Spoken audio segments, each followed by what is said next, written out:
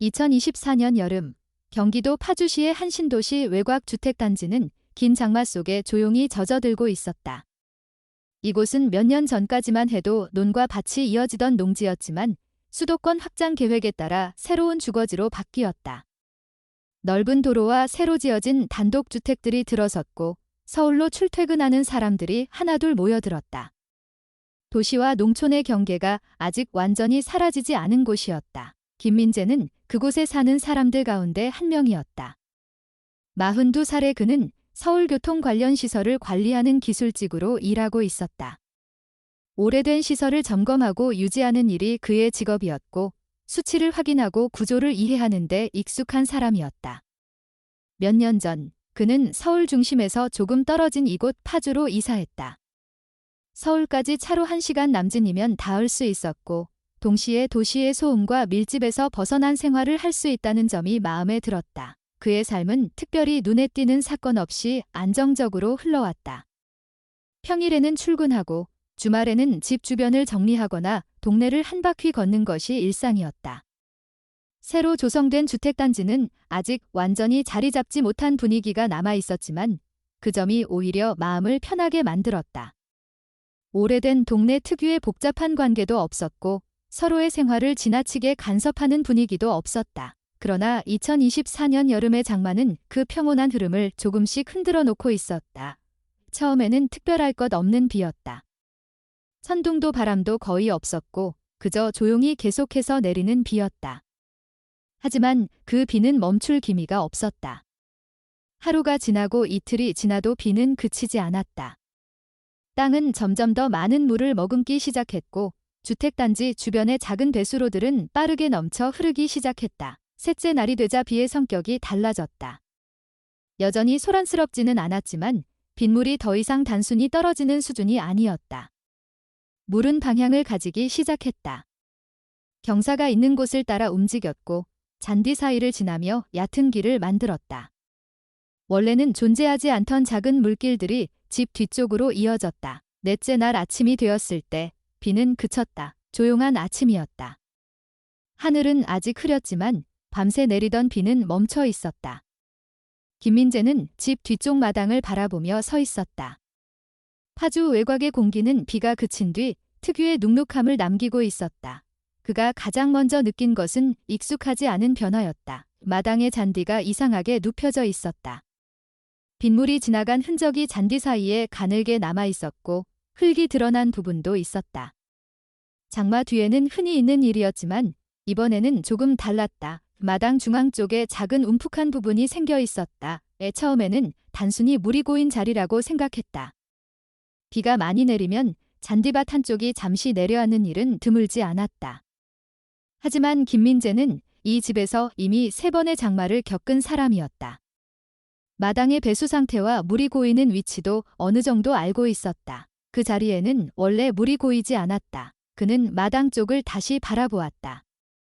잔디의 방향이 미묘하게 안쪽으로 기울어 있었다. 마치 중심을 향해 조금씩 쏠린 것처럼 보였다. 흙의 색도 주변과 달랐다. 빗물에 씻겨나간 부분 아래로 짙은 색의 흙이 드러나 있었다. 그 변화는 작았지만 분명했다. 기술직으로 오래 일해온 사람에게 작은 구조적 변화는 쉽게 지나칠 수 있는 종류의 것이 아니었다.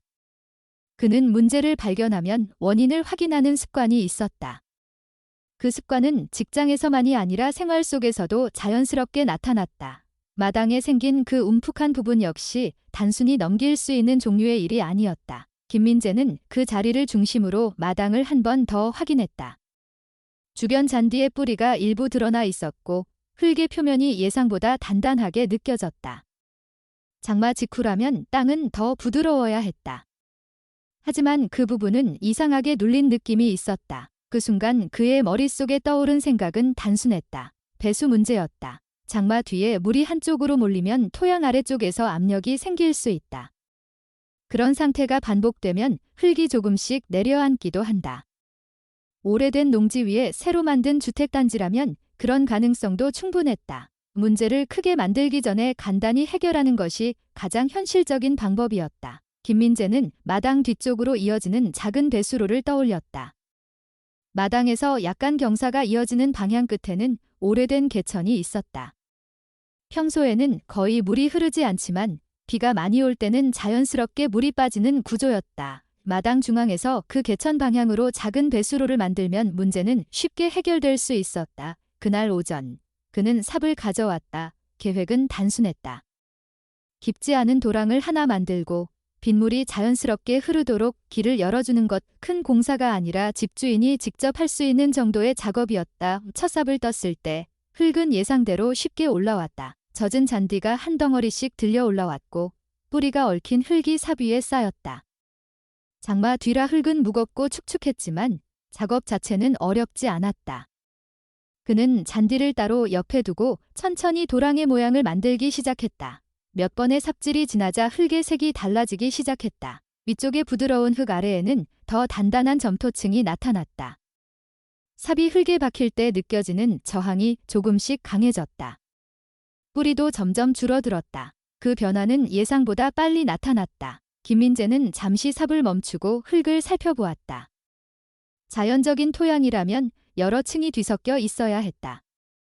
뿌리와 작은 돌, 유기물이 함께 섞여 있는 것이 보통이었다. 하지만 지금 보이는 층은 이상하게 균일했다. 마치 누군가 흙을 한 번에 채워 넣은 것처럼 보였다. 그는 다시 삽을 들었다. 몇 번 더 삽질을 이어가던 순간 삽끝이 단단한 것에 닿았다. 소리는 크지 않았다. 금속도 아니었고 돌이 부딪히는 소리도 아니었다. 둔탁한, 그러나 평평한 무언가에 닿는 느낌이었다. 김민재는 삽을 멈췄다. 흙을 조금 더 걷어내자 회색빛 표면이 드러났다. 그 표면에는 일정한 선이 있었다. 그리고 그 선은 서로 겹쳐있는 모양을 이루고 있었다. 김민재는 잠시 그 모습을 바라보았다. 그가 보고 있는 것은 단순한 콘크리트 조각이 아니었다. 그것은 분명히 별표 기와였다. 별표하지만 그 기와는 지붕 위에 있는 것이 아니라 그의 집 뒤마당 별표 땅 속에 묻혀 있었다. 이 별표. 김민재는 삽을 내려놓고 잠시 생각을 정리했다. 마당 아래에서 발견된 기와는 우연히 묻힌 파편처럼 보이지 않았다. 일정한 간격으로 겹쳐 있는 구조였고 일부만 드러났음에도 방향과 배열이 분명했다. 기술 설비를 다루는 일을 오래 해온 사람에게 구조적인 질서는 쉽게 지나칠 수 있는 것이 아니었다. 이 발견은 단순한 잔해가 아니라 어떤 형태를 가진 건축물의 일부일 가능성을 강하게 보여주고 있었다. 그날 오후, 그는 흙을 조금 더 정리했다. 기와는 예상보다 단단했고 오래 묻혀 있었음에도 쉽게 부서지지 않았다. 기와의 끝부분은 서로 맞물려 있었고 표면에는 일정한 패턴이 남아 있었다. 단순히 버려진 건축 자재가 흙에 섞여 들어간 상태였다면 이런 정렬은 설명되지 않았다. 무엇보다 기와의 기울기가 일정한 방향을 가리키고 있었다. 그 방향은 마당 안쪽이었다. 김민재는 그 지점에서 삽질을 멈췄다. 더 파는 것이 맞는지 확신이 서지 않았기 때문이다. 구조물을 제대로 확인하지 않은 상태에서 계속 흙을 제거하면 아래에 어떤 공간이 있는지 알 수 없었다. 만약 빈 공간이 있다면 그 위에 흙이 무너질 위험도 있었다. 집을 관리하는 입장에서 가장 먼저 고려해야 할 것은 안전이었다. 그는 잠시 마당을 둘러본 뒤 작업을 중단했다. 그날 밤, 그는 집안에서 마당 쪽을 여러 번 확인했다. 기와가 드러난 부분은 임시로 비닐과 벽돌로 덮어 두었다. 그 위로 빗물이 다시 스며드는 것을 막기 위해서였다. 문제는 그 구조가 단순히 작은 조각이 아니라는 점이었다. 기와의 배열은 계속 이어지고 있었다. 다음 날 아침, 김민재는 더 정확하게 확인하기로 결정했다. 그는 집 근처에서 소형 굴착 장비를 빌릴 수 있는 업체를 찾았다. 파주 일대에는 소규모 건설 장비를 대여해주는 업체들이 많았다. 대부분 농지 정리나 작은 공사를 위해 운영되는 곳이었다. 오후가 되자 작은 굴착기가 마당 가장자리까지 들어왔다. 장비를 운전하는 사람에게 그는 상황을 간단히 설명했다. 마당 아래에서 기와 구조가 발견되었고 그 주변의 흙을 조심스럽게 제거해야 한다는 내용이었다. 과도하게 파내는 작업이 아니라 흙의 층을 얇게 걷어내는 방식으로 진행해야 한다는 점을 강조했다. 굴착기에 버킷이 첫 번째 흙을 들어 올리자 마당 아래의 구조는 조금 더 분명해졌다. 흙이 벗겨진 자리 아래로 기와의 면적이 넓게 이어지고 있었다. 처음 발견된 작은 조각은 전체 구조의 극히 일부에 불과했다. 기와는 규칙적으로 이어졌고 서로 겹친 형태를 유지하고 있었다. 이제 그것이 무엇인지 의심할 여지가 거의 없었다. 그것은 지붕이었다. 지붕이 땅속에 있었다. 굴착 작업이 조금 더 진행되자 금속이 드러났다. 녹이 슬어 있었지만 형태는 비교적 뚜렷했다. 금속은 기와 아래쪽에서 이어져 있었고 둥글게 휘어진 구조였다. 김민재는 그 부분을 가까이서 확인했다. 그것은 빗물을 흘려보내기 위한 배수 장치였다. 마치 집의 처마 아래에 설치되는 금속 홍통과 같은 구조였다. 이 발견은 중요한 사실을 보여주고 있었다. 지붕은 원래 외부에 노출되어 있었던 건축물의 일부였다. 단순히 땅속에 버려진 구조물이 아니라 정상적으로 존재하던 집의 지붕이었다. 하지만 그 지붕은 지금 흙 아래에 완전히 묻혀 있었다. 굴착기는 작업을 계속했다. 흙이 조금씩 제거될수록 지붕의 형태가 더 넓게 드러났다. 기와는 일정한 경사를 이루고 있었고 경사 방향은 마당 안쪽으로 이어졌다. 구조적으로 볼 때 그 아래에는 공간이 존재할 가능성이 높았다. 김민재는 굴착 작업을 잠시 멈추게 했다. 그는 지붕이 드러난 범위를 살펴보았다. 예상보다 넓었다. 마당 중앙을 중심으로 상당한 면적이 이어지고 있었다. 이 정도 크기라면 단순한 저장 창고나 작은 지하실이 아닐 수도 있었다. 그는 굴착기의 위치를 조금 옮기게 했다. 이번에는 지붕의 가장자리로 보이는 방향의 흙을 제거했다. 몇 분 뒤 기와 아래쪽에서 단단한 면이 드러났다. 회색 콘크리트였다. 흙을 더 걷어내자 콘크리트는 아래쪽으로 곧게 이어지고 있었다. 균열이나 붕괴 흔적이 거의 보이지 않았다. 오래 묻혀 있었음에도 구조는 안정적인 상태였다. 이것은 임시로 만든 구조가 아니었다. 설계와 시공이 분명하게 이루어진 건축물이었다. 김민재의 머릿속에는 여러 가능성이 떠올랐다. 오래된 농가의 지하 저장고일 수도 있었고 과거 군사시설의 일부일 수도 있었다. 하지만 어느 쪽도 완전히 맞아떨어지지 않았다. 무엇보다 이 구조가 공식 기록에 전혀 나타나지 않는다는 점이 가장 이상했다. 그는 굴착 작업을 계속 진행하지 않았다. 지붕이 더 넓게 드러나자 구조의 경계가 어느 정도 보이기 시작했다. 지붕은 마당 끝쪽 나무가 있는 방향으로 이어지고 있었다. 처음 예상했던 것보다 훨씬 넓은 면적이었다. 마당 위에 서 있는 자신의 집이 갑자기 낯설게 느껴졌다. 지금까지 그는 이 집을 단순한 주택으로 생각해왔다. 몇 년 전에 지어진 단독주택, 그 아래에는 평범한 토양이 있고 그 위에 사람이 사는 구조. 하지만 지금 드러난 것은 전혀 다른 이야기였다. 이 땅 아래에는 이미 다른 건물이 존재하고 있었다. 그리고 그 건물은 누군가에 의해 의도적으로 묻혀 있었다. 굴착기가 다시 움직였다. 버킷이 콘크리트 벽 근처의 흙을 제거하는 순간 금속이 부딪히는 소리가 들렸다. 김민재는 바로 작업을 멈추게 했다. 그는 그 부분을 직접 확인했다. 콘크리트 벽에 붙어있는 금속 구조였다. 처음에는 단순한 철판처럼 보였지만 흙을 조금 더 걷어내자 형태가 분명해졌다. 금속 판은 직사각형이었고 한쪽에는 두꺼운 경첩이 붙어 있었다. 그것은 문이었다. 두꺼운 철로 만들어진 문이었다. 이 문 중앙에는 녹슨 잠금 장치가 남아 있었다. 김민재는 그 문을 한동안 바라보았다. 지붕, 콘크리트 벽, 그리고 이 금속 문. 이 모든 것은 우연히 만들어진 구조가 아니었다. 누군가가 설계했고 누군가가 건설했으며 그리고 누군가가 이 전체 구조를 땅속에 묻었다. 이 문제는 왜 그런 일을 했는지였다. 굴착기 기사도 상황의 이상함을 느낀 듯 작업을 멈춘 채 서 있었다. 김민재는 더 이상 굴착을 진행하지 않기로 결정했다. 지금 이 순간 필요한 것은 더 깊이 파는 것이 아니라 상황을 정확하게 이해하는 것이었다. 그는 문 주변의 흙을 정리한 뒤 다시 비닐과 덮개로 구조를 보호했다. 마당 아래에는 분명히 하나의 건물이 있었다. 그리고 그 건물에는 출입구가 존재했다. 그 문 너머에는 아직 아무도 알지 못하는 공간이 있었다. 김민재는 굴착 작업을 중단한 뒤 한동안 마당의 구조를 정리하는 데 시간을 보냈다.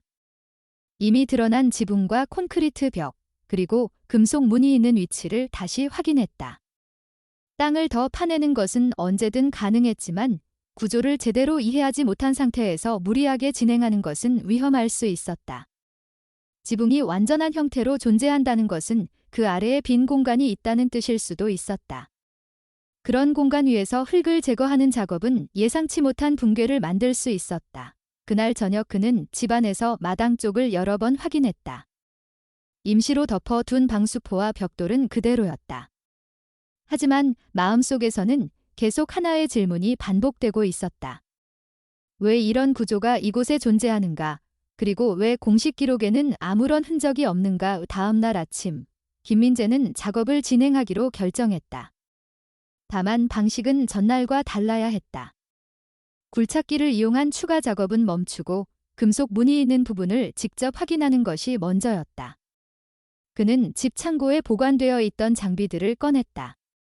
몇 년 전 집을 수리할 때 사용했던 안전모와 장갑, 그리고 강한 빛을 내는 손전등이었다. 혹시 모를 상황을 대비해 2개의 손전등을 준비했다. 또한 마당 아래로 내려갈 때 사용할 수 있도록 사다리도 준비했다. 금속문은 예상보다 무거운 구조였다. 표면에는 오래된 녹이 남아 있었지만 형태는 분명했다. 문 중앙에는 두꺼운 잠금 장치가 있었고 시간이 지나면서 완전히 굳어있는 상태였다. 김민재는 그 잠금 장치를 확인했다. 일반적인 주택에서 사용하는 문과는 다른 구조였다. 산업시설에서 사용하는 것과 비슷한 방식이었다. 그는 잠금 장치를 풀어보려고 시도했다. 하지만 금속은 오래된 부식 때문에 움직이지 않았다. 결국 이 상태로는 열 수 없다는 결론에 도달했다. 김민재는 이웃에게서 전동 절단기를 빌렸다. 평소 마을 사람들과 깊이 교류하는 편은 아니었지만 이런 장비를 빌리는 일은 특별한 일이 아니었다. 절단기를 이용해 잠금 장치를 제거하는 작업은 생각보다 오래 걸리지 않았다. 금속이 잘리는 소리가 마당에 짧게 울렸다. 잠금 장치가 떨어지자 문은 여전히 움직이지 않았다. 문 가장자리에는 밀폐를 위한 고무 패킹이 있었고 오랫동안 닫혀 있었기 때문에 틈이 쉽게 벌어지지 않았다. 김민재는 잠시 기다렸다가 문 손잡이를 잡아당겼다. 문이 천천히 움직였다. 금속이 서로 마찰하는 소리가 짧게 이어졌다. 문이 열리자 아래쪽으로 이어지는 공간이 드러났다. 그곳에는 금속 사다리가 설치되어 있었다. 사다리는 콘크리트 벽에 고정된 상태였다. 위에서 아래까지 직선으로 이어지는 구조였다. 아래쪽은 어둠으로 이어지고 있었지만 손전등 빛이 닿는 범위 안에서 사다리의 끝은 보이지 않았다. 김민재는 잠시 멈췄다. 먼저 공기의 상태를 확인했다. 문이 열리면서 올라온 공기는 예상과 달리 습하거나 썩은 냄새가 강하지 않았다. 오히려 건조한 냄새가 남아 있었다. 오래 닫혀 있었던 공간에서 흔히 느껴지는 공기였다. 그는 잠시 기다렸다. 그리고 사다리를 이용해 내려가기 시작했다. 사다리는 예상보다 길지 않았다. 몇 단계 내려가자 바닥이 나타났다. 바닥은 콘크리트로 만들어져 있었고 상태는 안정적이었다. 물이 고여 있거나 붕괴된 흔적은 보이지 않았다. 손전등의 빛이 주변을 비추자 공간의 형태가 드러났다. 처음 보인 것은 소파였다. 그 뒤에는 낮은 테이블이 있었고 벽 쪽에는 책장이 놓여 있었다. 책장에는 여러 권의 책이 정리된 상태로 남아 있었다. 테이블 위에는 잡지가 몇 권 놓여 있었다. 김민재는 그 공간을 한동안 바라보았다. 이곳은 단순한 지하 저장 공간이 아니었다. 거실처럼 보였다. 이 소파 옆에는 스탠드형 조명이 있었고 전원선이 바닥을 따라 이어져 있었다. 조명은 꺼진 상태였지만 형태는 그대로 유지되고 있었다. 먼지가 얇게 쌓여 있었지만 물에 젖거나 파손된 흔적은 없었다. 그는 천천히 공간 안쪽으로 이동했다. 거실과 이어진 부분에는 작은 주방이 있었다. 벽에는 수납장이 있었고 문은 모두 닫혀 있었다.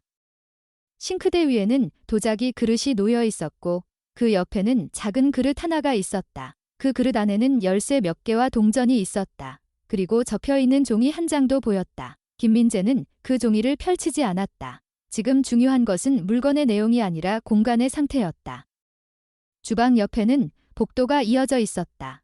복도 양쪽에는 문이 2개 있었다. 첫 번째 문을 열자 침실이 나타났다. 침대는 정리된 상태였고 이불도 접혀 있었다. 옷장이 있었고 서랍 위에는 손목시계와 작은 상자가 놓여 있었다. 침실 역시 거실과 마찬가지로 정돈된 상태였다. 두 번째 문을 열자 작은 방이 나타났다. 그 방 안에는 책상과 의자가 있었고 벽에는 어린아이의 그림이 붙어 있었다. 책상 위에는 노트가 열려 있었고 색연필이 놓여 있었다. 장난감 몇 개가 선반에 정리된 상태로 남아 있었다. 이 방은 어린아이의 방처럼 보였다. 그 순간 김민재는 이 공간이 단순한 시설이 아니라 누군가의 생활 공간이었다는 사실을 분명히 이해했다. 지하에 만들어진 집이었다. 거실과 주방, 침실, 아이방. 일반적인 가정집과 같은 구조였다. 그는 복도로 다시 나왔다. 복도 끝에는 다른 문이 하나 더 있었다. 이 문은 앞에서 본 다른 문들과 달랐다. 두께가 더 두꺼웠고 경첩도 더 큰 구조였다. 문에는 잠금 장치가 있었다. 김민재는 그 문을 한동안 바라보았다. 이 집의 다른 공간들은 생활을 위한 구조였다. 하지만 이 문은 그와 다른 목적을 가진 것처럼 보였다. 그는 문 손잡이를 확인했다. 잠겨 있었다. 지금까지 발견한 모든 것만으로도 상황은 이미 충분히 이상했다. 지하에 존재하는 집. 그 집 안에는 누군가의 생활 흔적이 그대로 남아 있었다. 왜 하지만 사람은 없었다. 그리고 복도 끝에는 잠긴 문이 하나 남아 있었다. 김민재는 그 문을 열지 않았다. 지금 필요한 것은 더 많은 정보였다. 그는 다시 사다리 쪽으로 돌아갔다. 그리고 지상으로 올라왔다. 마당 위의 공기가 다시 느껴졌다. 하지만 그의 머릿속에는 이제 하나의 사실이 분명하게 자리 잡고 있었다. 그의 집 뒷마당 아래에는 완전한 형태의 집이 존재하고 있었다. 김민재는 지상으로 올라온 뒤 한동안 아무것도 하지 않았다. 마당의 흙 위에 놓인 방수포와 벽돌, 그리고 그 아래 숨겨진 금속 문을 다시 확인했다. 몇 시간 전까지만 해도 그곳은 단순히 비 때문에 파내기 시작한 땅이었다. 그러나 지금 그 아래에는 완전한 형태의 생활 공간이 존재한다는 사실이 분명해졌다. 거실과 주방, 침실과 아이 방까지 갖춘 집이 그대로 남아 있었다. 그날 밤 그는 집 안에서 발견한 것들을 차례로 떠올렸다. 소파 위에 얇은 먼지, 정리된 침대, 책상 위에 펼쳐진 노트, 선반 위에 놓인 장난감. 모든 물건은 사용된 흔적을 가지고 있었지만 동시에 누군가가 급하게 떠난 흔적은 없었다. 오히려 생활이 어느 순간 멈춘 상태로 남아있는 것처럼 보였다. 누군가가 평범한 하루를 보내다가 다시 돌아올 것을 기대하며 자리를 비운 것처럼 느껴졌다. 김민재는 다음 날 다시 그 공간을 확인하기로 했다. 이번에는 더 준비된 상태로 내려가야 했다. 그는 노트와 카메라를 준비했다. 처음 발견한 물건과 구조를 기록하기 위해서였다. 기술 시설을 관리하는 일을 오래 해온 사람에게 기록은 자연스러운 습관이었다. 구조를 이해하려면 먼저 있는 그대로를 남겨두어야 했다. 다음 날 아침 그는 다시 마당으로 나갔다. 전날과 같은 순서로 방수포를 걷어냈다. 금속 문은 그대로 있었다. 그는 사다리를 다시 설치하고 손전등을 확인했다. 장갑과 안전모도 착용했다. 이 문을 열고 아래로 내려갔다. 지하의 공기는 전날과 크게 다르지 않았다. 건조한 냄새가 남아 있었고 공기가 정체된 느낌이 있었다. 그는 거실부터 다시 확인했다. 소파와 테이블, 책장과 잡지의 위치는 그대로였다. 먼지 위에는 전날 남긴 자신의 발자국만 보였다. 김민재는 카메라로 사진을 찍기 시작했다. 거실 전체 구조, 소파의 위치, 테이블 위의 잡지, 책장의 책 제목까지 가능한 한 자세히 기록했다. 잡지의 날짜는 오래된 것이었다. 지금의 시점과 비교하면 상당히 과거에 해당하는 시기였다. 그는 다음으로 주방을 확인했다. 수납장을 열어보았다. 안에는 접시와 그릇이 가지런히 쌓여 있었다. 사용 흔적은 있었지만 깨진 것은 없었다. 다른 수납장에는 유리병이 몇 개 있었다. 일부는 비어 있었고 일부에는 말라버린 음식 흔적이 남아 있었다. 병에는 손으로 쓴 라벨이 붙어 있었다. 싱크대 옆에는 작은 식탁이 있었다. 의자 2개가 밀어 넣어진 상태였다. 식탁 위에는 아무것도 없었다. 누군가 마지막으로 사용한 뒤 정리한 것처럼 보였다. 김민재는 그릇에 놓여 있던 접힌 종이를 펼쳤다. 종이는 메모였다. 내용은 단순한 목록이었다. 식료품 이름 몇 가지가 적혀 있었고 체크 표시가 일부 되어 있었다. 급박한 내용은 아니었다. 누군가 장을 보기 위해 적어둔 메모처럼 보였다. 그는 그 종이를 다시 접어 원래 위치에 두었다. 이 복도로 이동했다. 첫 번째 방은 전날 확인했던 침실이었다. 침대 위의 이불은 여전히 정리된 상태였다. 서랍 위에 놓인 시계를 확인했다. 시계는 멈춰 있었다. 그는 시계를 잠시 들어보았다. 유리는 약간 긁혀 있었지만 내부는 그대로였다. 시계를 다시 내려놓았다. 침실 벽에는 사진이 걸려 있었다. 사진에는 세 사람이 있었다. 이 한 남자와 한 여자, 그리고 어린아이였다. 사진 속의 가족은 카메라를 바라보며 웃고 있었다. 특별히 눈에 띄는 점은 없었다. 평범한 가족의 모습이었다. 김민재는 사진을 카메라로 기록했다. 두 번째 방으로 이동했다. 아이 방이었다. 책상 위의 노트는 여전히 펼쳐져 있었다. 노트에는 간단한 글씨 연습이 남아 있었다. 색연필로 그린 그림도 몇 장 있었다. 어린아이의 그림이었다. 집과 나무, 그리고 3명의 사람이 그려져 있었다. 벽에는 그 그림들이 정리된 상태로 붙어 있었다. 김민재는 잠시 노트를 넘겨보았다. 페이지 중 일부는 비어 있었고 일부는 글씨 연습으로 채워져 있었다. 날짜는 오래된 것이었다. 지금 기준으로 보면 수십 년 전의 것이었다. 그는 노트를 다시 원래 위치에 두었다. 복도로 나왔다. 복도 끝에는 전날 보았던 문이 있었다. 이 문은 여전히 잠겨 있었다. 이 문은 다른 문들과 구조가 달랐다. 두께가 두꺼웠고 경첩도 더 튼튼했다. 문 주변의 벽도 더 단단한 구조였다. 단순한 방을 구분하기 위한 문이라기보다 어떤 공간을 분리하기 위한 장치처럼 보였다. 김민재는 문 손잡이를 다시 확인했다. 잠금 장치는 기계식 구조였다. 번호가 있는 것이 아니라 열쇠를 사용하는 방식이었다. 그는 거실에서 발견한 열쇠들을 떠올렸다. 그는 다시 거실로 돌아갔다. 주방 옆 그릇 안에 있던 열쇠들을 가져왔다. 열쇠는 여러 개였다. 크기도 모양도 조금씩 달랐다. 그는 그 열쇠들을 하나씩 살펴보았다. 그리고 다시 복도로 돌아왔다. 첫 번째 열쇠는 맞지 않았다. 두 번째 열쇠도 맞지 않았다. 세 번째 열쇠는 구멍에 들어갔다. 하지만 돌아가지 않았다. 네 번째 열쇠는 조금 더 깊이 들어갔다. 김민재는 잠시 멈췄다. 이 문을 여는 것은 단순한 호기심의 문제를 넘어서는 일일 수도 있었다. 지금까지 확인한 것만으로도 이미 많은 사실이 드러났다. 이 집은 지하에 존재하는 생활 공간이었다.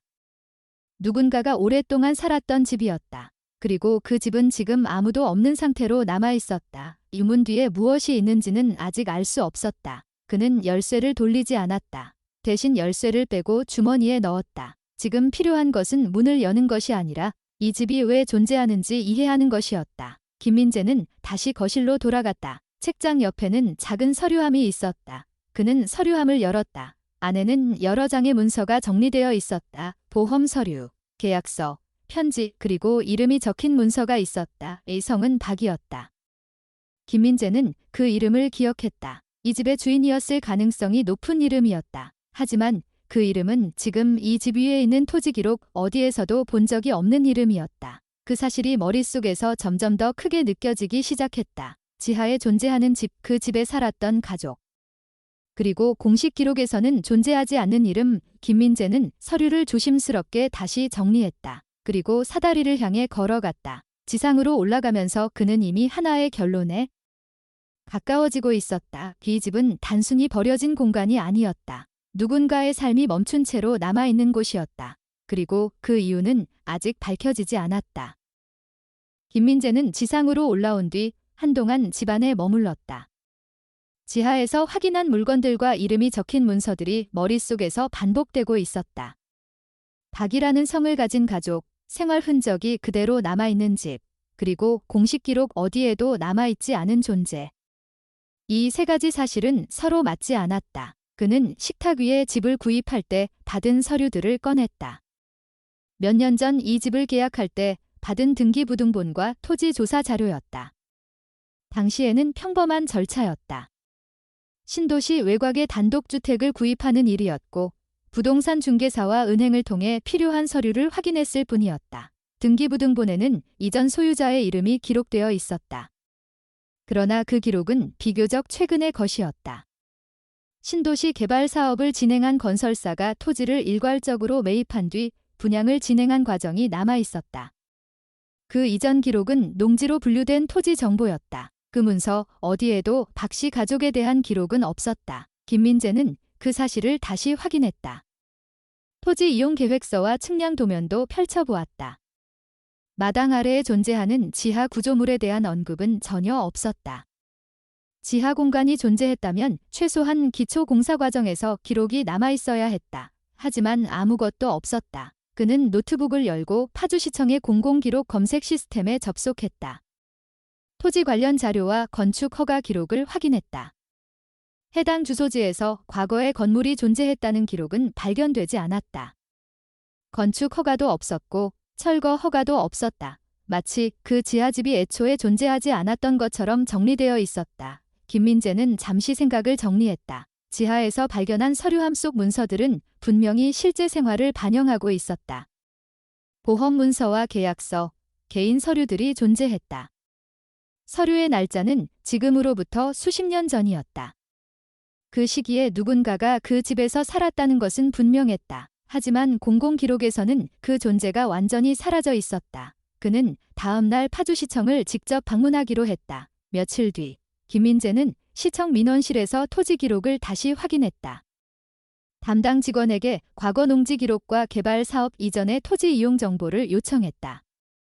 직원은 오래된 자료를 조회한 뒤 일부 문서를 출력해 주었다. 자료에는 오래전 이 지역이 농지로 등록되어 있었던 사실이 나타났다. 이후 일정 시점에서 개발 사업을 위해 토지가 정리되었고 그 과정에서 토지 소유권이 한 번 이전된 기록이 있었다. 그 이전 과정에서 한 회사 이름이 등장했다. 김민재는 그 이름을 노트에 적었다. 그 회사는 몇 년 동안 토지를 보유한 뒤 개발업체에 넘긴 것으로 기록되어 있었다. 하지만 그 회사에 대한 다른 기록은 거의 없었다. 사업 내용이나 활동 기록도 찾아보기 어려웠다. 마치 잠시 존재했다가 사라진 회사처럼 보였다. 그날 저녁 그는 집으로 돌아와 다시 지하 공간에서 발견한 서류들을 떠올렸다. 박씨 가족의 이름이 적힌 보험 문서와 계약서. 그리고 그 기록이 끝나는 시점, 우문서의 날짜는 어느 순간 이후로 더 이상 이어지지 않았다. 김민재는 다시 마당으로 나갔다. 방수포 아래에는 여전히 금속 문이 숨겨져 있었다. 그는 잠시 그곳을 바라보았다. 지하에서 확인한 생활 공간은 평범한 가정집과 다르지 않았다. 거실과 주방, 침실과 아이 방이 있었다. 그곳에서 생활이 이어졌다는 흔적이 분명했다. 그렇다면 그 가족은 왜 기록에서 사라졌을까? 그는 다음 날 다시 지하로 내려갔다.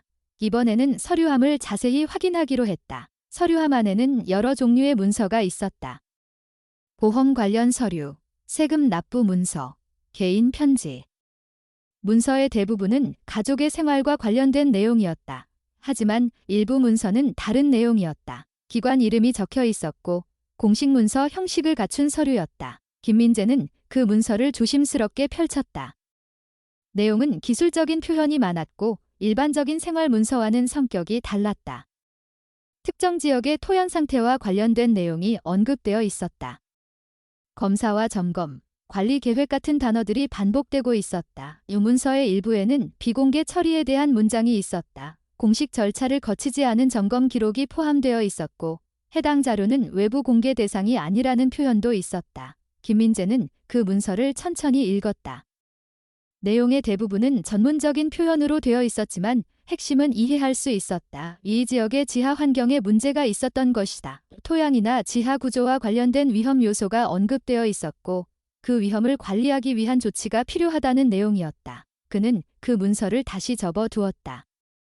복도로 나왔다. 복도 끝에는 여전히 잠긴 문이 있었다. 지금까지 확인한 생활 공간과는 다른 성격의 공간이 그 문 뒤에 있을 가능성이 높았다. 김민재는 문 앞에 서서 잠시 생각했다. 지금까지 밝혀진 사실은 이미 충분히 이상했다. 지하에 존재하는 집.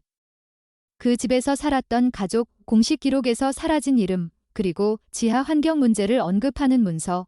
그 모든 사실은 하나의 방향을 가리키고 있었다. 하지만 결정적인 설명은 아직 나타나지 않았다. 그 답은 아마도 이 문 뒤에 있을 가능성이 높았다. 김민재는 문 손잡이를 다시 확인했다. 그리고 주머니에서 열쇠를 꺼냈다. 거실에서 가져온 그 열쇠였다. 문서와 기록을 확인한 뒤 그의 생각은 조금씩 정리되고 있었다.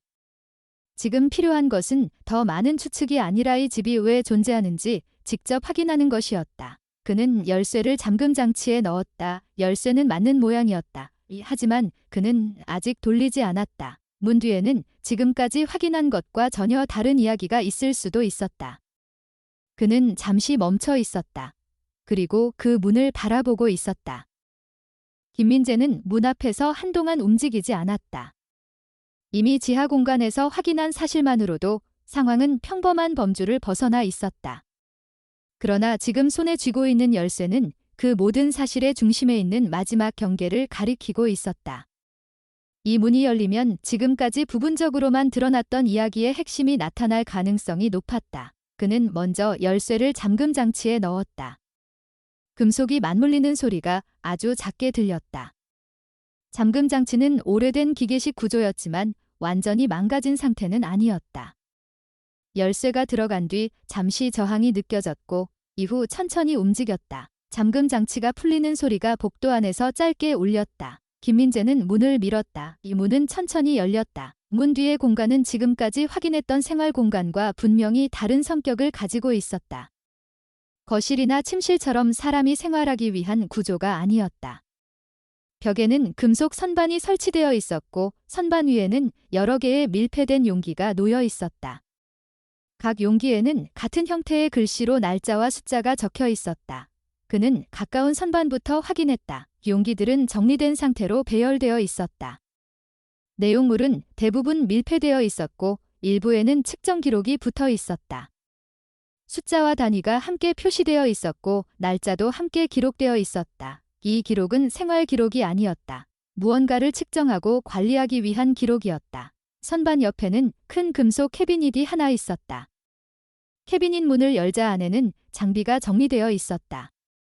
측정 장치로 보이는 기계와 보호 장비, 그리고 샘플을 담는 용기들이 있었다. 김민재는 장비의 형태를 하나씩 살펴보았다. 일부 장비는 일반적인 가정에서 볼 수 있는 것이 아니었다. 산업시설이나 연구 환경에서 사용하는 종류였다. 캐비닛 옆에는 금속 테이블이 하나 놓여 있었다. 테이블 위에는 여러 개의 파일이 정리된 상태로 놓여 있었다. 김민재는 가장 위에 있는 파일을 열었다. 파일 안에는 보고서 형식의 문서가 들어 있었다. 문서는 공식적인 형식을 갖추고 있었지만 일반 행정문서와는 조금 달랐다.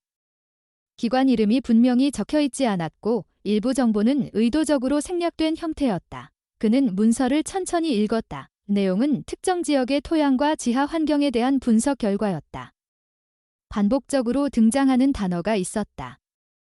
노출 위험, 관리 구역, 장기 모니터링의 문서에는 어떤 산업시설이 언급되어 있었다. 그 시설은 지금 공식 기록에서는 확인되지 않는 시설이었다. 이 내용을 종합하면 몇십 년 전 이 지역에서 특정 연구와 시험이 진행되었다는 사실을 알 수 있었다. 문서는 그 연구가 예상하지 못한 문제를 만들었다는 것을 간접적으로 보여주고 있었다. 지하 토양이 오염되었을 가능성이 언급되어 있었다. 그리고 그 오염이 단기간에 사라질 수 없는 종류라는 점도 함께 기록되어 있었다. 김민재는 다음 문서를 넘겼다. 다른 문서에는 대응 계획이 적혀 있었다. 문제를 공개적으로 처리하기 어렵다는 판단이 포함되어 있었고 대안을 찾는 과정이 기록되어 있었다. 그 대안 가운데 하나가 바로 이 구조였다. 이 문서에 따르면 원래 이 집은 지상에 존재하는 일반적인 주택이었다. 박 씨 가족이 소유하고 있었고 그 가족은 그곳에서 정상적인 생활을 하고 있었다. 하지만 지하 환경 문제가 확인된 이후 상황이 바뀌었다. 문서에는 격리 구조라는 표현이 반복되고 있었다. 집을 철거하는 대신 구조를 강화하고 이후 흙을 이용해 외부 환경과 분리하는 방법이 제시되어 있었다. 이 방법은 외부의 문제를 드러내지 않으면서 위험을 통제할 수 있는 방식으로 설명되어 있었다. 그 과정에서 가족에게 일정한 보상이 약속되었다는 내용도 있었다. 보호와 지원, 그리고 일정 기간 이후 상황이 해결될 것이라는 설명이 포함되어 있었다. 김민재는 잠시 문서를 내려놓았다. 지금까지 확인한 사실이 하나의 흐름으로 이어지고 있었다. 지하에 존재하는 집은 단순히 묻힌 건물이 아니었다. 의도적으로 만들어진 격리 공간이었다. 그는 다른 파일을 열었다. 이번에는 개인 기록이 들어 있었다. 손으로 쓴 글씨였다. 일종의 일기 형식이었다. 글을 쓴 사람은 박씨 가족의 어른으로 보였다. 초기의 기록은 비교적 차분했다. 새로운 환경에 적응하려는 노력과 가족의 생활을 유지하려는 의지가 담겨 있었다. 아이의 생활과 교육에 대한 이야기, 일상적인 일들이 적혀 있었다. 그러나 시간이 지나면서 기록의 내용이 조금씩 바뀌었다. 외부 기관과의 연락이 점점 줄어들고 있다는 내용이 나타났다. 처음에는 정기적으로 방문하던 점검 인원이 점점 오지 않게 되었다는 기록이 있었다. 보고서와 점검 일정이 연기되는 일이 반복되었다. 그리고 어느 시점 이후에는 연락이 거의 끊겼다는 내용이 나타났다. 기록의 분위기도 변하고 있었다. 처음에는 상황이 일시적일 것이라는 기대가 있었지만 시간이 지나면서 그 기대가 약해지고 있었다. 가족은 계속해서 생활을 유지하려고 노력했지만 외부와의 연결은 점점 줄어들었다. 마지막 부분의 기록은 이전과 달랐다. 글씨는 여전히 정돈되어 있었지만 내용은 분명히 변하고 있었다. 외부 기관이 더 이상 책임을 지지 않을 가능성이 언급되어 있었다. 그리고 가족이 스스로 다른 선택을 준비하고 있다는 표현도 있었다. 기록의 마지막 문장은 완성되지 않은 상태로 끝나 있었다. 문장이 중간에서 멈춰 있었다. 김민재는 파일을 천천히 닫았다. 이 방 안에 있는 문서들은 하나의 사실을 분명하게 보여주고 있었다. 이 집은 숨겨진 생활 공간이었다. 그리고 그 공간은 한 가족이 오랫동안 살아야 했던 장소였다. 그 가족은 스스로 선택해서 이곳에 온 것이 아니었다. 그들은 상황 속에서 이곳에 머물게 된 사람들이었다. 김민재는 방 안을 다시 한번 둘러보았다. 선반 위의 기록 용기, 금속 캐비닛 속 장비, 그리고 테이블 위의 파일들, 모든 것이 하나의 목적을 가지고 있었다. 지하 환경을 관리하고 기록하는 목적이었다. 방 한쪽에는 작은 패널이 있었다. 바닥에 설치된 덮개였다. 덮개 아래에는 더 깊은 공간이 이어져 있었다. 그 안에는 밀폐된 드럼통과 측정 장비가 보였다. 김민재는 그 덮개를 열지 않았다. 지금까지 확인한 것만으로도 충분했다. 그는 파일을 다시 정리해 원래 위치에 놓았다. 그리고 문을 닫았다. 복도로 돌아왔을 때 거실과 주방, 아이 방의 의미가 완전히 달라져 있었다. 그 공간은 단순한 생활 공간이 아니었다. 어떤 상황 속에서도 가족의 일상을 지키기 위해 유지된 공간이었다. 김민재는 사다리를 올라 지상으로 나왔다. 마당 위의 공기가 다시 느껴졌다. 그는 이제 왜 이 집이 땅속에 존재하는지 알고 있었다. 그것은 누군가를 숨기기 위한 구조가 아니었다. 이 문제 자체를 숨기기 위한 구조였다. 김민재는 지상으로 올라온 뒤 바로 문을 다시 닫았다. 금속 문은 이전처럼 완전히 밀폐되지 않았지만 임시로 덮개를 다시 설치해 두었다. 그가 확인한 내용은 단순한 개인의 발견으로 끝낼 수 있는 종류의 일이 아니었다. 그러나 동시에 섣불리 외부에 알릴 수도 없는 문제였다. 지하 공간에 남아있는 기록은 단순한 과거의 이야기가 아니라 지금까지 이어질 수 있는 책임의 문제와도 연결되어 있었다. 그는 집 안으로 돌아와 테이블 위에 노트를 펼쳤다. 지금까지 확인한 사실들을 하나씩 정리하기 시작했다. 지하에 존재하는 집, 박씨 가족의 기록, 그리고 문서 속에 등장하는 산업시험 시설과 토양 문제. 이 세 가지는 서로 연결되어 있었다.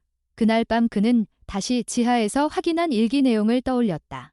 초기의 기록은 비교적 차분했다. 가족은 상황을 받아들이려 노력했고 외부 기관이 약속한 해결을 기다리고 있었다. 생활은 제한된 공간 안에서 유지되고 있었지만 질서를 잃지 않았다. 아이의 교육과 일상에 대한 기록도 남아 있었다. 그러나 기록의 중간 부분부터 변화가 나타났다. 점검 일정이 늦어지기 시작했고 외부 기관의 방문이 점점 줄어들었다는 내용이 반복되고 있었다. 처음에는 단순한 일정 조정으로 보였지만 시간이 지날수록 연락 자체가 줄어들고 있었다. 일기의 문장들은 점점 더 짧아졌다. 그리고 어느 시점 이후에는 외부 기관에 대한 언급이 거의 사라졌다. 대신 가족 내부의 결정에 대한 기록이 나타나기 시작했다. 김민재는 그 부분을 다시 떠올렸다. 일기 속에는 조심스럽게 표현된 계획이 있었다. 외부의 지원이 더 이상 지속되지 않을 가능성을 가족이 인식하고 있었다.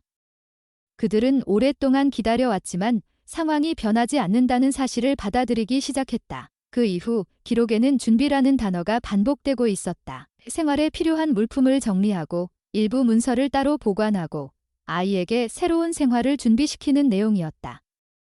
김민재는 노트에 그 흐름을 정리했다. 가족은 처음에는 상황이 해결될 것이라고 믿었다. 그러나 시간이 지나면서 그 믿음이 사라졌다. 그리고 어느 시점 이후에는 스스로 다른 선택을 준비하기 시작했다. 그는 다음 날 다시 지하로 내려갔다. 이번에는 기록을 조금 더 자세히 확인하기 위해서였다. 금속 선반 위의 파일을 다시 살펴보았다. 공식 보고서와 개인 기록 사이에는 일정한 시간 간격이 존재했다. 공식 문서의 날짜는 특정 시점 이후로 더 이상 이어지지 않았다. 그 이후의 기록은 전부 개인 일기였다. 김민재는 일기의 마지막 부분을 다시 읽었다. 마지막 기록에는 외부와의 연락이 완전히 끊어졌다는 내용이 나타났다. 그리고 그 상황 속에서 가족이 선택해야 하는 문제에 대한 고민이 적혀 있었다. 기록의 마지막 문장은 완전히 끝나지 않은 상태였다. 그러나 그 앞의 문장들은 하나의 방향을 분명하게 보여주고 있었다. 가족은 떠날 준비를 하고 있었다. 김민재는 지하 공간의 다른 부분도 다시 확인했다. 거실과 주방, 침실과 아이 방의 물건들은 여전히 정리된 상태였다. 물건이 흩어져 있거나 파손된 흔적은 없었다. 서랍 속 옷도 정리된 상태로 남아 있었다. 이것은 갑작스러운 사고가 아니라는 것을 의미했다. 누군가가 계획적으로 이 공간을 떠났다는 사실을 보여주고 있었다. 아이 방의 책상 위에 있던 노트도 다시 확인했다. 노트의 마지막 페이지에는 이전과 같은 글씨 연습이 남아 있었다. 날짜는 오래된 것이었다. 그 이후의 페이지는 비어 있었다. 김민재는 노트를 조심스럽게 덮었다. 그는 다시 거실로 돌아왔다. 사진 속 가족의 얼굴을 다시 바라보았다. 사진 속의 세 사람은 평범한 가족처럼 보였다. 특별한 사건에 휘말릴 것 같은 모습은 아니었다. 그러나 그들은 수년 동안 지하에서 생활해야 했고 결국 스스로 다른 길을 선택해야 했다. 김민재는 그들이 어디로 갔는지 생각했다. 지하에서 발견한 문서들 중 일부에는 이름과 주소가 있었다.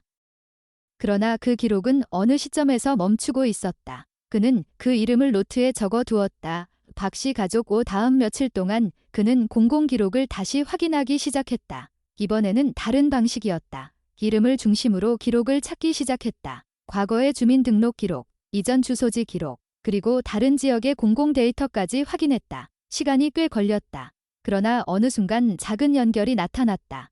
비슷한 이름이 다른 지역의 기록에 나타났다. 이름의 철자가 약간 달라져 있었지만 날짜와 가족 구성은 비슷했다. 김민재는 그 기록을 조심스럽게 비교했다. 주소는 다른 도시였다. 가족 구성도 같았다. 그 기록은 그 가족이 새로운 이름으로 생활을 시작했을 가능성을 보여주고 있었다. 그는 그 사실을 노트에 기록했다. 박 씨 가족은 지하에서 사라진 것이 아니었다. 그들은 어딘가에서 다시 살아가기 시작한 것이었다. 김민재는 그 사실을 확인한 뒤 한동안 아무 말도 하지 않았다. 지하에 남아있는 집은 비어 있었다. 그러나 그것은 비극의 흔적은 아니었다. 그것은 누군가가 오랜 시간 버티다가 결국 새로운 삶을 선택한 흔적이었다. 김민재는 다시 마당으로 나갔다. 방수포 아래에는 여전히 지하로 이어지는 문이 있었다. 그 문 아래에는 한 가족의 삶이 그대로 남아 있었다.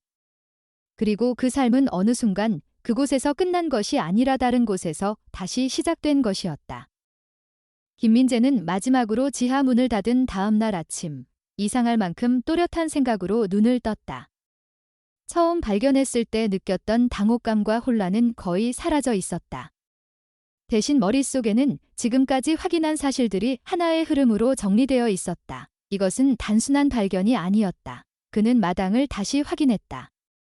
방수포 아래에는 여전히 지하로 이어지는 구조가 숨겨져 있었다. 겉으로 보면 장마 이후 정리되지 않은 공사 현장처럼 보일 뿐이었다.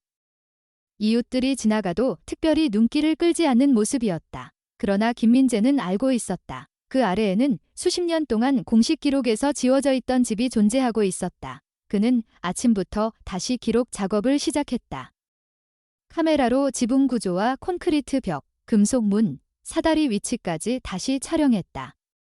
지하에서 확인한 문서 내용도 노트에 정리했다. 이름, 날짜, 기관 이름, 기록의 흐름을 하나씩 연결해 보았다. 그 이야기의 중심에는 두 가지 사실이 있었다. 지하에 존재하는 집 그리고 공식 기록에서 지워진 역사. 김민재는 이 문제를 어떻게 처리해야 하는지 고민했다. 만약 단순히 신고한다면 행정 절차는 빠르게 시작될 것이었다. 그러나 그런 방식으로 이 발견이 처리된다면 지하에 남아있는 기록과 이야기의 상당 부분은 다시 사라질 가능성이 있었다. 그는 다른 방법을 선택하기로 했다. 먼저 구조 전문가에게 연락했다. 지하 구조의 안전 상태를 확인하기 위해서였다. 전문가가 현장을 확인한 뒤 내린 결론은 분명했다. 이 구조는 임시로 만든 것이 아니라 정식 설계로 만들어진 건축물이었다. 지붕과 벽, 배수 구조와 밀폐 구조까지 장기간 유지될 것을 전제로 만들어진 형태였다. 다음으로 그는 환경 전문가에게 연락했다. 지하에서 발견한 기록을 설명했고 토양 상태를 확인해 달라고 요청했다. 전문가들은 조심스럽게 샘플을 채취했다. 깊은 곳까지 파내는 작업은 하지 않았지만 지하에서 발견된 보조 공간 주변의 토양을 일부 검사했다. 결과는 문서의 내용과 일치했다.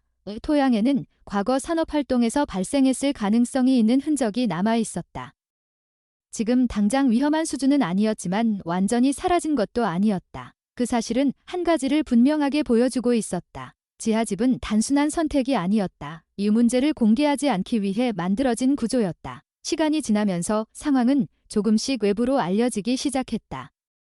김민재가 직접 언론이나 행정기관에 알린 것은 아니었지만 전문가들이 상황을 이해하면서 관련 논의가 시작되었다. 법적인 질문도 함께 나타났다. 누가 이 구조를 만들었는지, 누가 책임을 져야 하는지, 왜 기록이 남아있지 않은지에 대한 질문이었다.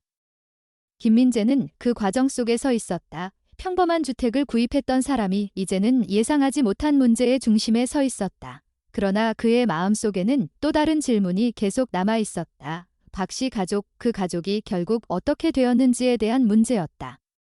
김민재는 지하에서 발견한 일기를 다시 읽었다. 처음에는 단순한 기록처럼 보였지만 이번에는 다른 시선으로 읽기 시작했다. 일기의 마지막 부분에는 이전에 놓쳤던 문장이 있었다. 직접적인 표현은 아니었지만 준비와 이동을 암시하는 문장이 있었다. 외부 기관이 더 이상 연락하지 않는 상황 속에서 가족이 새로운 선택을 준비하고 있었다는 내용이었다. 그는 그 단서를 중심으로 다시 기록을 조사했다. 시간이 꽤 걸렸다. 이름이 바뀐 기록, 다른 지역의 주소, 일부 공공기록의 연결. 결국 그는 하나의 흐름을 확인할 수 있었다. 박 씨 가족은 사라진 것이 아니었다. 그들은 다른 도시에서 새로운 이름으로 생활을 시작했다. 그 기록에는 비극적인 결말도 사고 기록도 없었다. 그들은 살아 있었다. 김민재는 그 사실을 확인한 뒤 한동안 조용히 앉아 있었다. 지하에 남아있는 집은 비어 있었다. 그러나 그 집은 누군가의 삶이 끝난 장소가 아니었다. 그것은 버티고 견디며 살아가던 사람들이 결국 새로운 삶을 선택한 장소였다. 시간이 지나면서 현장은 안정적으로 정리되었다.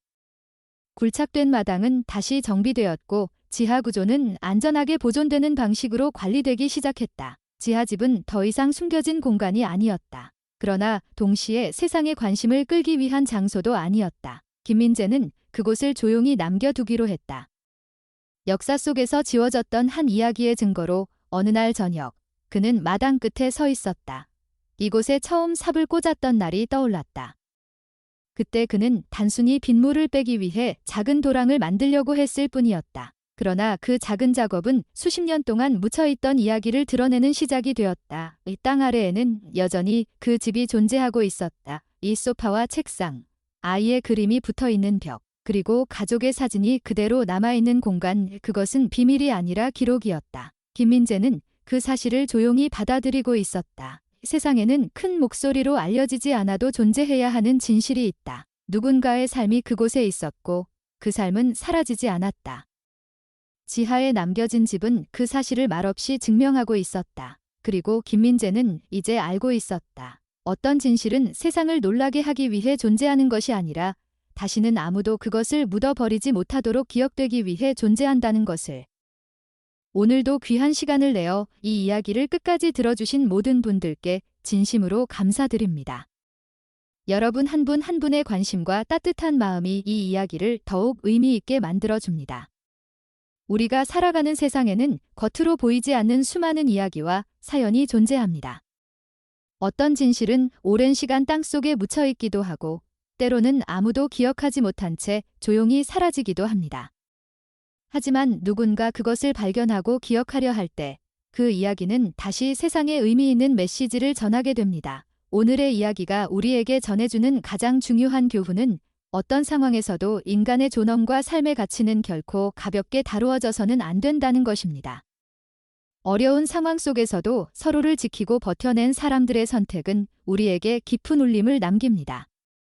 또한 진실은 시간이 걸리더라도 결국 누군가에 의해 발견되고 기억된다는 사실을 다시 한번 생각하게 됩니다. 이 채널은 이러한 이야기들을 통해 우리가 살아가는 세상을 조금 더 깊이 이해하고 서로의 삶을 돌아보는 시간을 나누고자 합니다.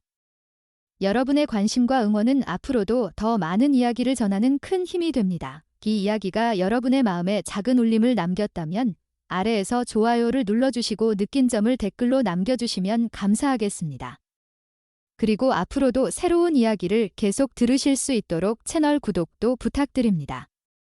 여러분의 따뜻한 참여와 응원이 이 채널을 성장하게 만드는 가장 큰 힘입니다. 진심으로 감사드립니다.